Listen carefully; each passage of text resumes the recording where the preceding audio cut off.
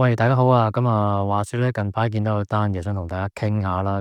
有位少女啊，喺蘭桂坊蒲完之後咧，夜深人靜啊，想搭車翻屋企啊，唯一途徑都係的士啊或者 Uber 啦。佢係住大西北嘅，由蘭桂坊去大西北都比較遠啦。都要成300幾蚊啊，佢計過。佢靈機一觸啊，有個方法啊，就可以唔使錢搭車啊，仲可以識到朋友啊。單身嘅男士咧，用呢個方法咧，亦都可以識到女仔啊。究竟係咩方法咧？同大家傾下啦。如果第一次嚟嘅朋友咧，同埋未訂閱我嘅朋友咧，可唔可以幫小弟啊，撳個訂閱掣啊？支持小弟嘅創作啦。亦都覺得我講得好嘅，可以俾個 like 我啊。多謝大家嘅支持。我相信大家都係留意咧，早排咧未話啲的士行業咧，未話要搞大佢嘅，未話要堵塞正種嘅，未話要即係罷工嘅，但係就有頭威冇尾陣啊！佢哋本來就諗住對抗呢個高德打車啊，同埋話俾政府聽啊，話即係的士行業啊幾咁重要啦，結果啊都係啊冇咗聲氣啦。的士牌照啊最新價格啊而家好似跌到落呢個252萬啊！你睇翻深圳對岸嗰邊，一河之隔啊，嗰啲的士牌啊，其實最終啊都會跌到零啊，係零啊，你有冇聽錯啊？呢個咁嘅大勢所趨啊，無謂抗衡啦，的士行業啊，就諗下點樣轉型好過啦吓。今日想講下咧，又有一個新嘅 call 車 app 又出咗嚟啊，呢個 apps 啦，就係叫卡巴呢個 apps 咧，號稱咧可以係結合呢個交友啊，同埋呢個 call 車 app 於一身啊，係咯，究竟係點樣咧？同大家傾下啦。係啦，事先聲明啦，唔係鼓勵大家用呢個 apps 啦，只不過係分享一啲新嘅事物俾大家知道啦。呢個講翻呢個卡巴 apps 啦，就係啦。女仔同埋男仔咧，分別可以喺呢個 apps 度登記嘅。女仔就係接受服務嘅一方啦，免費搭車啊可以。至於男仔咧就係做司機嘅一方啦，需要有架車啦。至於點解男仔願意去免費載女仔咧？男仔咧就可以有權咧可以喺度識女仔喎。佢個 apps 咧就類似一啲配對 apps 啦，女仔撳個 apps 就想搭車啦，男仔方面咧就會睇到你個女仔嘅圖像啊，如果合眼緣啊就可以應承就車佢啦，就免費車佢去目的地啦，好似一般嗰啲 Uber 嗰啲 apps 啊，如果大家有用開嘅，只不過係就唔收錢咁解啫。至於咧俗語有云咧，免費就係最貴啊！阿媽教落啊，都唔好隨便上人哋架車啦，仲要係陌生人啊！既然啊個女仔受得人哋恩惠啊，免費搭車啊！自然啊，可能都要應酬下嗰個司機個男司機啦。男司機可能都係想識女仔噶嘛，通過呢個 apps。自然都可能就會撩你傾偈啊。你少不免可能你會透露咗啲個人資訊啊。車到你翻屋企啊，又知道你住邊啊，諸如此類啦。都可能真係有一定嘅危險性啊。就有唔同嘅網民咧，就對於呢個 apps 咧都有唔同嘅意見啦。譬如有啲過激嘅網民咧，就覺得一啲女用家咧用得呢個 apps 咧，就好似一個乞衣咁啊，去坐呢啲免費車啊。另外咧有啲網民咧就認為咧，啲女仔咧如果攞綜援咧，就唔好期望可以坐到架超跑啦，識到啲有錢人啦。嗰個卡巴嘅負責人啦，即係嗰個代言人啦，余仲康咧就睇到啲網民嘅反應咧，就非常之嬲啊！就話要代呢個會員啊去出頭啊！發咗封律師信俾啲網民，話啲網民咧就亂咁講嘢啦，仲開咗個記者招待會啦。你可以見到咧嗰個余仲康咧喺呢個記者招待會嘅表現同埋反應咧，都真係非常之令人感到對呢間公司有啲即係擔憂啊！唔係好可靠啊，感覺上，因為你要見到佢咧，即係滿頭大汗咁啊，即係面對幾個記者，我唔知佢個人咧係咪比較挨人啲啦，即係面對唔到呢啲場面定人點樣啦？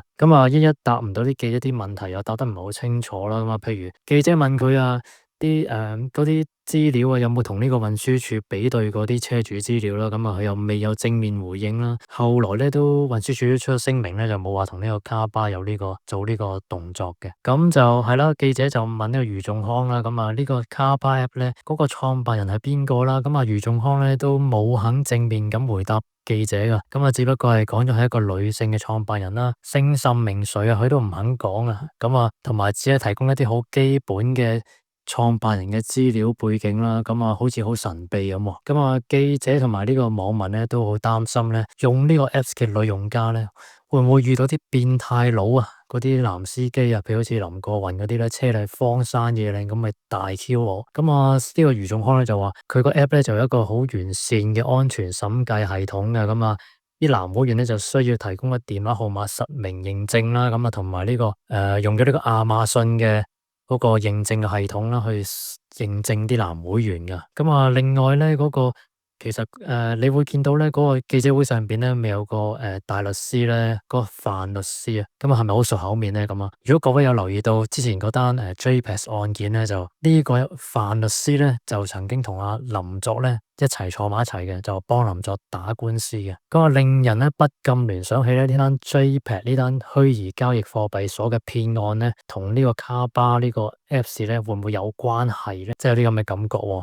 同埋佢哋嘅宣傳手法咧，都係好似好近似喎，都係擺一架超跑喺個鬧市嗰度吸引大家嘅眼球喎。咁啊，另外咧呢個卡巴 app 咧就標榜自己啊，其實你玩呢個卡巴 app 咧仲安全過你喺出邊亂咁識人啊。咁啊，出邊亂咁識人咧，用乜嘢識到啲即係真係 KK 園嗰啲人啊？咁啊，你一大筆錢啊？咁啊，你用呢個卡巴 app 咧，反而仲安全啊？咁啊，即係佢係不斷強調自己係有一個安全嘅 apps 啦。咁就係啦。咁我見到佢個會員咧就要 join 呢個卡巴 apps 咧，就要俾一個年費同埋月費喎。嗰個月費咧最貴係3000蚊啦，嗰個年費咧最貴甚至高達30000蚊嘅喎。咁咧又要付出一架靚車啦，仲要。咁啊，唔通你揸架前七去接女仔咩？咁啊，變咗咧，如果有咁上下咁嘅資本雄厚嘅實力咧，要識女仔咧，係咪真係要玩呢啲 apps 咧？咁啊，同埋咧，女仔方面咧，就玩呢啲 apps 咧，固然要小心啦。咁啊，男仔方面都要小心噶喎。咁啊，男仔方面你付出咗時間啊、金錢去做呢樣嘢啊嘛。咁啊，譬如咧，你有陣時可能玩呢個 apps 咧。即係我自己未試過玩啲 apps 啊，我幻想到個情節就係，如果你配對成功咗咧，可能你都係睇到幅相啫嘛，個女仔咁啊，可能係照片嚟，咁有機會。咁啊，見到個現場咧，原來係一個係啦，係一個你唔係咁心儀嘅女士咧，體型有啲龐大咧，咁啊，你都冇辦法啦。都要即係個人自己唔即係唔係自己心目中嘅嗰杯茶咁啊，你都要即係硬住頭皮咧，你都要接佢噶啦。咁除非你冇乜品咁樣，即係揸走架車嘅啫，或者放喺飛機嘅啫。咁啊，如果咁樣嘅話，你都要硬食啦。咁啊，即係含住淚啊，都要做埋去啊，即係都要負埋呢個責任啊，即係車埋呢個女仔去啊個目的地啊。咁啊，變相啊嘥時間啊，嘥有錢啊，嘥精力啊。咁啊，你話係咪個男仔都要小心啲啊？咁啊，另外咧，我成日覺得咧，玩呢啲交友 app 咧都唔係咁可靠啊。咁啊，小弟咧曾經咧都玩過下嘅。咁啊，之前咧失戀咧，咁啊過咗一排之後咧，都想重新振作啦。咁啊，download下啲 app 啦，識下人啦。因為本身個圈子咧又出嚟，即係人越大啊，個圈子咧就即係都係中意揾翻啲舊朋友多啊嘛。即係要識新朋友咧，即係嗰個新嗰個圈子咧就比較難啊。咁啊，結果試下 download 呢啲 apps 玩下啦。咁啊，但係就個效果我覺得都係唔係咁好啊。即係通常都係識埋嗰啲人啦，都係即係啲 sales 多咯。一係就叫你去做美容啊，一係就叫你去某啲餐廳度食嘢啊，咁樣都係啲飯托居多咯。咁啊，玩咗幾次之後咧就唔玩啦，就 delete 咗 apps 啦。因為覺得咧，其實即係講真，你喺交友 apps 裏邊識嗰啲人咧，咁容易識到咧，其實就算真係俾你識到，佢哋都未必會珍惜嗰段緣分咯。始終呢啲都係一啲好即係好速成嘅文化嚟，我覺得即係咁容易識啊，咁啊嗰個人自然唔會珍惜你啦。咁啊，倒不如實實際際去參加啲唔同嘅活動啊，咁啊識一個現實嘅人啊，咁啊試下睇下有冇機會仲好啦。我覺得呢方面係咁咯。咁啊，但係就唔排除有啲成功嘅例子嘅。咁啊，以前有啲朋友啊，咁啊通過唔知大家記唔記得啦，ICQ 啊啲好遠古嘅中古嘅產物啊，而家年輕朋友應該唔知啦。咁啊，曾經咧有個朋友喺 ICQ 度啊識到個終身伴侶啊，咁啊而家都仲繼續緊一齊啊，咁啊即係組織個幸福美滿家庭咁啦。咁啊係啦，咁所有嘅工具啦都有利有弊啦，咁啊同埋自己際遇都唔同啦。咁啊總之就玩呢啲 apps 嘅時候咧就小心啲啦，係啦。咁啊今日分享就係咁多啦，咁就係啦。咁啊中意嘅分享咧幫手啊，俾個 like 我啊，同埋訂閱我嘅頻道啊，係啦。好啦，咁今日講到咁上下啦，拜拜。